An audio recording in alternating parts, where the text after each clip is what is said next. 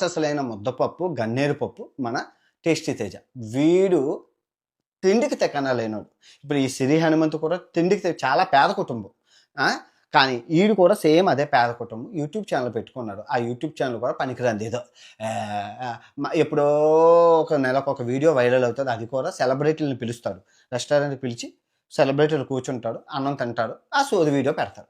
పనికిరాడు అనుకున్నోని ఫేమస్ చేస్తే వాడు తీసుకొచ్చి బెట్టింగ్ యాప్లు నొక్కించి బోల్ డబ్బులు సంపాదించి 28 కాఫీ షాపు ఫ్రాంచైజీస్ అయితే పెట్టాడు. ఎక్విప్మెంట్స్ అన్ని కలిపి దగ్గర ఒక 4-5 కోట్లు పెట్టుబడి, 10 కోట్లు పెట్టుబడి.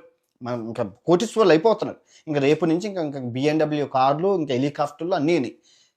ఈ విషయం నాకేదో ఎక్కడి నుంచో తెచ్చింది కాదు. బిగ్ బాస్ షో చూసిన వాళ్ళందరికీ తెలుసు. బిగ్ బాస్ 8కి వైల్డ్ కార్డ్ ఎంట్రీ వెళ్ళేటప్పుడు నాగార్జున సాబుకి చెప్తారు, నాగార్జున గారు బిగ్ బాస్ 7కి వెళ్ళేటప్పుడు నా దగ్గర రూపాయి లేదు. బిగ్ బాస్ 7 పార్టిసిపేషన్ చేసి బయటికి వెళ్ళి నేను ఇంకా చూసుకో నా బెట్టింగ్ యాప్లు దందా చేశాను, దగ్గర 28 కాఫీ షాపులు పెట్టానండి అని చెప్తే నాగార్జున సార్ సూపర్ ఎక్సలెంట్ అని అంటారు. నాగార్జున సార్ అప్రిషియేషన్ కూడా చేశారు. అందరూ చూసారు ఇది అన్ని.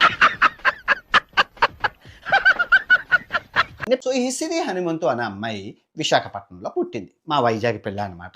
సో అమ్మాయి చిన్నతనంలోనే మంచి చలాకి, నాన్నగారు చిన్నతనంలోనే పోవడం వల్ల సో ఇంట్లోనే మా అందరికీ ఆమె పెద్ద దిక్కు. షాప్ ఉండేదనమాట. షాప్ పని చేసుకుంటూ ఆమె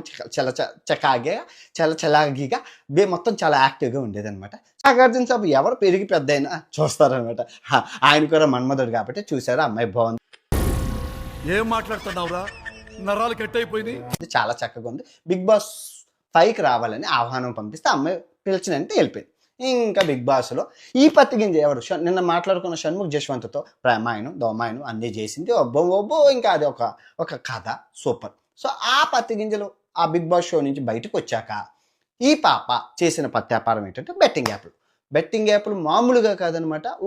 చాలా ఫేమస్గా చేసింది. ఎన్ని మందో అంటే చాలా రోజుకొకటి, గంటకొకటి, నిమిషానికొకటి చేసుకుంటూ బోల్డ్ డబ్బులు సంపాదించేసింది.